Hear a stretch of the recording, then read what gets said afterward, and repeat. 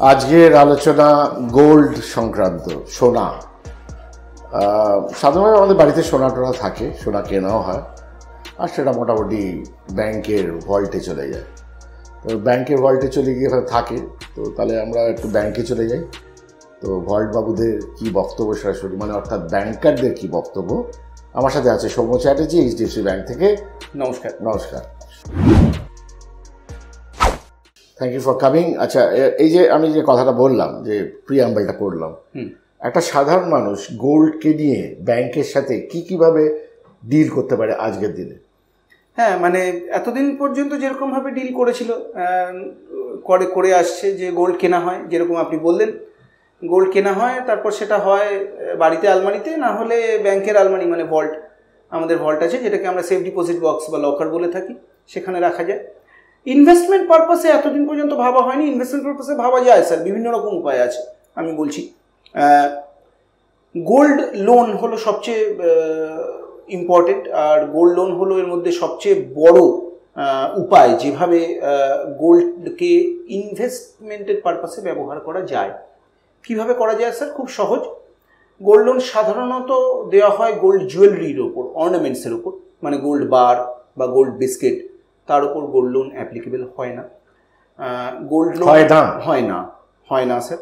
শুধুমাত্র গোল্ড জুয়েলারির ওপর bank gold loan দেয়, এবং গোল্ড লোন দেওয়ার ক্ষেত্রে ওই সেই একই কথা, যে আমরা ওভারড্রাফট ফেসিলিটি পেতে পারি, আমরা টার্ম লোনও পেতে পারি। ওভারড্রাফট ফেসিলিটি যদি আমি পাই, মানে আমি একটা লিমিট সেট করে দিচ্ছি অ্যাজ এ ব্যাংকার।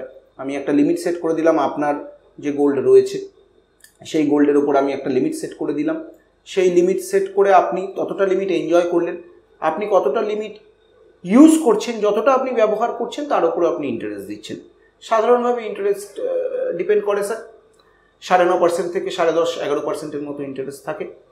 এবার গোল্ড লোন নিয়ে আপনি সেই গোল্ড লোন ওভারড্রাফট হিসেবে নিয়েছেন অথবা টার্ম লোন হিসেবে নিয়েছেন, সেইটা নিয়ে আপনি ইনভেস্টমেন্ট পারপাসে যদি যে রেট অফ ইন্টারেস্ট আপনি লোনে দিচ্ছেন তার থেকে বেশি রেট অফ ইন্টারেস্ট আর্ন করতে পারেন, তাহলে ইউ ক্যান গো অ্যাহেড, আপনি অনায়াসে করতে পারেন। বিকজ এক্ষেত্রে এন্ড ইউসেজটা মনিটর করা হয় না। আপনি গোল্ড লোন নিয়ে সেটা টাকাটা আপনি ইনভেস্ট করতে পারেন আপনাদের পছন্দ মতন যে কোনো। আমার দুটো প্রশ্ন আছে। অনেকে ওই ধানতেরাসের চক্করে গোল্ড কয়েনগুলো কেনে, যেগুলো ব্যাংকরাও বেচতো এককালে, আজকাল আর খুব একটা করছে। এখন করা হয় না স্যার, সিকিউরিটি পারপাসের জন্য। ওই যে কারণে বললাম যে গোল্ড বার আগে আমরা প্রচুর করেছি একটা সময় ব্যাংক থেকে, এখন আর করা হয় না, বিকজ ওই সিকিউরিটির একটা ইস্যু আছে, হাই কস্ট।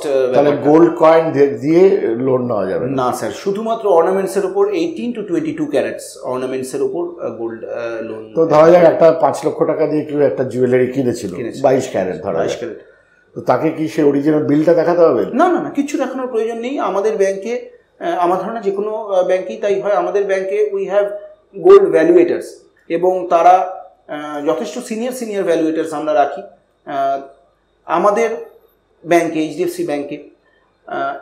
আমাদের গোল্ড লোন অপারেশনস আলাদা জায়গায় করা আছে। যেমন ধরুন, এই অঞ্চলে আমি আপনাকে বলছি প্রায় 3-4টে ব্রাঞ্চ আছে যাদের কাছে গোল্ড লোন অপারেশনস আছে, সেখানে গোল্ড লোন ভ্যালুয়েটার আছেন। এবার যার গয়না, যার অর্নামেন্টস তিনি নিয়ে যাবেন, তিনি এটাকে টেবল করবেন, তিনি এটা প্রেজেন্ট করবেন যে এই আছে। আমাদের যিনি ভ্যালুয়েটার তিনি সেটাকে ওজন করবেন, তিনি সেটার ক্যারেট বা যেটা আছে সেটা দেখবেন, দেখে তার ভ্যালুয়েশন করবেন, করে লোন দেবেন। খুবই সহজ প্রসেস। পুরো জিনিসটা হতে, মানে এই গোল্ড অর্নামেন্টস নিয়ে যাওয়া থেকে লোন স্যাংশন হয়ে যাওয়া অবধি এই পুরো প্রসেসটা 1.5 থেকে 2 ঘন্টার বেশি লাগা উচিত নয়, পুরো প্রসেসটা স্যার। আচ্ছা, এতটাই সহজ।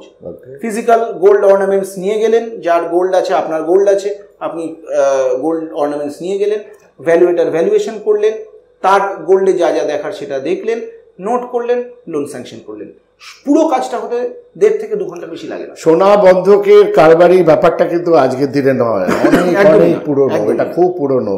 কলকাতা শহরে 2-3টে দোকান আছে, লক্ষ্মী বাবু কা আসলি সোনা চাঁদি কা দোকান, এটা এলগিন রোডের ওখানটা আছে। ইতিহাস বলছে যে কেন এই দোকানটা, এই 3টে তৈরি হয়। এই লক্ষ্মীবাবুটাই বা কে? একজন ব্যবসায়ী নিশ্চয়ই। আসলে তখন কালীঘাট মন্দির এলাকাটা পুরো জঙ্গল ছিল, এবং যারা যারা ওই মন্দির দর্শন করতে যেত তারা বেশিরভাগই আর ফেরত আসতো না, তার কারণ মাঝখানে ডাকাতদের কবলে পড়ে যেত। এটা হচ্ছে শোনা কথা। তার মানে আমাদের পুরো ভবানীপুর এলাকাটা একটা জঙ্গল ছিল। চৌরঙ্গি এলাকার প্রান্তে, যার জন্যে লক্ষ্মীবাবু আসলি সোনা চাঁদি কা দোকান বানায়, তো এরা সব সোনা চাঁদিটা ওর কাছে রেখে তারপরে যেত মন্দির দর্শনে। অবভিয়াসলি বেশিরভাগ লোকই ফেরার পথে উড়ে গেল। এখন সোনা চাঁদিগুলো ওই লক্ষ্মীবাবু গেড়িয়ে নিয়েছিল আমার ধারণা। যাকে এটা একটা কথিত গল্প, আর প্রায় ইতিহাস ঘাটলে পর আরও জানতে পারবেন। But it goes back to so many, মানে অত পুরোনো দিনের ব্যাপারটা আবার ছিল।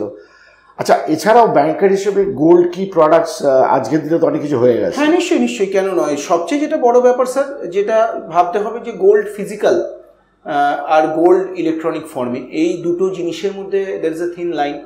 একটাই কারণে এটা করা হচ্ছে, because physical gold high cost. সবচেয়ে বড় কস্ট হলো তার সিকিউরিটি। মানে আপনি এই গোল্ড অর্নামেন্টস পরে রাস্তা দিয়ে হেঁটে যাচ্ছেন, হ্যাঁ, মানে তখনকার দিনের মতন নয় যে কালীঘাট মন্দির থেকে এসে এরকম হতে পারে, বাট আজকের দিনেও হবে, অনেক কিছু হতে পারে। হ্যাঁ, একটা স্ন্যাচিংয়ের ঘটনা হতেই পারে, can't stop it, can't help it. সেই জায়গা থেকে দাঁড়িয়ে আমরা আস্তে আস্তে চেষ্টা করেছি যে হ্যাঁ, আপনি গোল্ডে ইনভেস্ট করতে চান, নিশ্চয়ই ইনভেস্ট করুন। যতটুকু সম্ভব এরকম যদি করা যায় যে ফিজিক্যাল ফর্মে না রেখে যদি সেটা ইলেকট্রনিক ফর্মে রাখা যায়, অনেক বেশি লো কস্ট, রিটার্নস এক। বিকজ আজকে ধরুন আপনি একটা গোল্ড বন্ড বা গোল্ডে যেটা সবচেয়ে বেশি চালু আজকের দিনে মার্কেটে, সেটা হলো গোল্ড ইটিএফ। আপনাদের নতুন করে আপনাকে কিছু বলার নেই, আপনি মাস্টার এ বিষয়ে।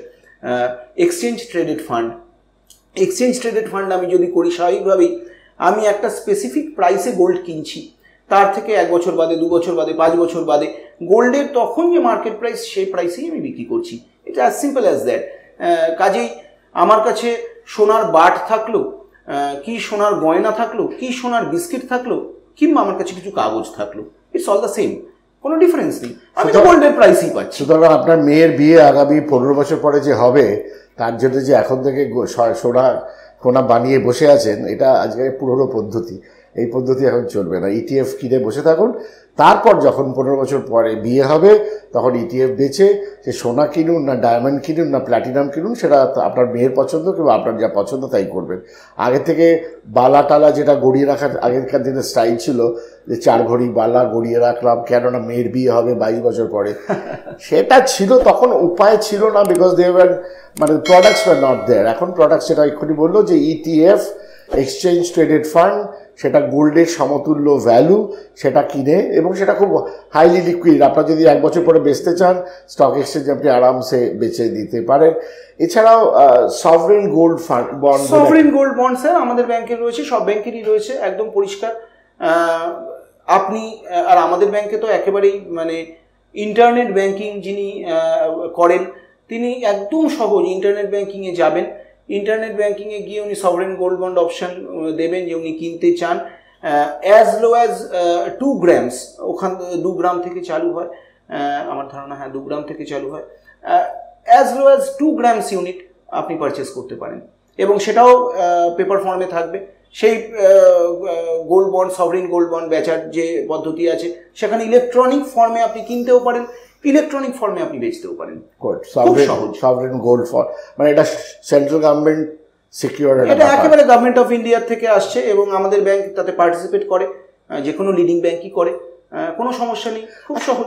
একটা জিনিস শুনেছি কি, গোল্ড রাখলে পর সরকার কি একটা ইন্টারেস্ট দেয়, এরকম কি একটা শুনেছি স্যার। গোল্ড রাখলে পর সেরকম ইন্টারেস্ট আপনি পাবেন না, কিন্তু ওই গোল্ডকে যদি আপনি মার্কেটে খাটান আর কি, আপনি ইনভেস্টমেন্ট পারপাসে করেন, যেমন গোল্ড বন্ড বা gold ETF, sovereign gold bond হোক কি ইটিএফ হোক, অথবা গোল্ড অর্নামেন্টসের ওপর আপনি লোন নিলেন, সেই লোন থেকে আপনি ইনভেস্টমেন্ট করলেন, তা হোক, সেইভাবে আপনি গোল্ড রিলেটেড গোল্ড প্রোডাক্ট থেকে আপনি কিন্তু অনেক রকম ইনভেস্টমেন্ট। আচ্ছা, এই গোল্ড বন্ডের এগেইনস্টে আবার লোন পাওয়া যায়?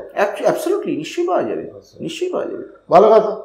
2 লাখ টাকার গোল্ড বন্ড কিনুন, আর এটা নিশ্চয়ই অনেকগুলো টাকা লিমিট দিয়ে দেবে ব্যাংক, কারণ গোল্ডের দামটা তো ওরকম পাগলামি করে না। নিশ্চয়ই নিশ্চয়ই নিশ্চয়ই, একদম একটা স্টেবল প্রাইস থাকে, তো সেই টাকাটা দিয়ে আবার একটু গোল্ড বন্ড কিনে নিন। It's part of financial program, এবং ফাইন্যান্সিয়াল প্রোগ্রাম বেসিক্স অফ ফাইন্যান্সে এগুলো স্কুলেও কভার করা হয়নি, কলেজেও কভার করা হয়নি, আর MBA প্রোগ্রামেও কভার করা হয়নি। ইঞ্জিনিয়ারিং তো দূরের কথা, ডাক্তারি তো দূরের কথা। এখন আপনারা অনেকে ইঞ্জিনিয়ার আছেন, ডাক্তার আছেন কিংবা হবেন, হ্যাঁ, এগুলো তো শেখায়নি, তাহলে আপনি জানবেন কী করে? এই জন্যে আমরা শেখাচ্ছি, আর কোনো কারণ নেই। এবার আপনি কোনটা করবেন না করবেন ওটা তো আপনার, মানে দেখুন টাকাটা আপনার, সুতরাং সিদ্ধান্তটাও আপনার হবে, আমার তো নয়। আমি খালি পদগুলো কয়েকটা দেখাতে পারি। সুতরাং গোল্ডের ব্যাপারে আপনি ব্যাংকের সাথে গিয়ে কথাবার্তা বলুন, দেখুন ইনোভেটিভ কী কী করতে পারেন। আমরা যেগুলো জানলাম, সোনা বন্ধক দিয়ে আপনি টাকা দিয়ে সেটাকে ইউজ করতে পারেন ফর বেটার আর্নিং। আপনি গোল্ড ETF কিনতে পারেন as a substitute of buying gold. কেন? এটা রক্ষণাবেক্ষণের খরচ নেই, ডিম্যাটে পড়ে থাকবে, ঝামেলা নেই। আর আপনি সভরেন বন্ডস কিনতে পারেন। এছাড়াও আপনার আরেকটা আছে গোল্ড বিজ বলে, সেটাও ট্রেডেবল একটা ইনস্ট্রুমেন্ট, তাই না? তো সেটাও করা যেতে পারে। এখন বাড়িতে আর লকারে গোল্ড রেখে কি লাভ, আমি তো মাথায় ঢোকে না। এখন এইসব বললে পর মহিলারা যা দেখছেন আমাকে মারতে আসবেন, সেটা আমি জানি। তা আসুন, কোনো প্রবলেম নেই। আমার একটা গল্প বলি, গল্পটা অ্যাকচুয়ালটা বলি। আমার মেয়ের বিয়ের সময় মেয়ের অত সোনাদানার সম্বন্ধে ইন্টারেস্ট ছিল না, কিন্তু তার মার ইন্টারেস্ট ছিল, সুতরাং সোনাদানা দিয়ে দেওয়া হলো।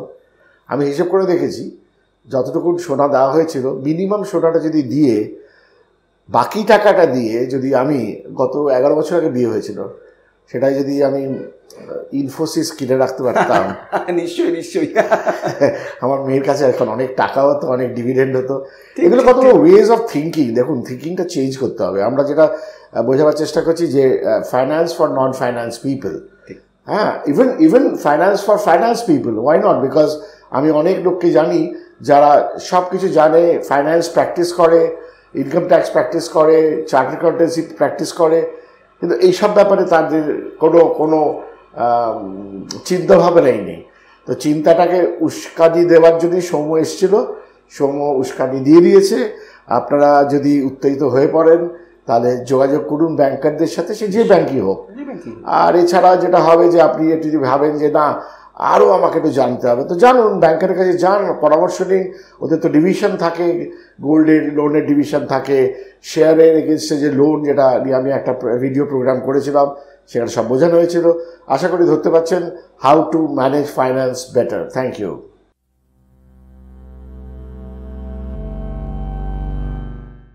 নমস্কার, সিদ্ধার্থ চ্যাটার্জি।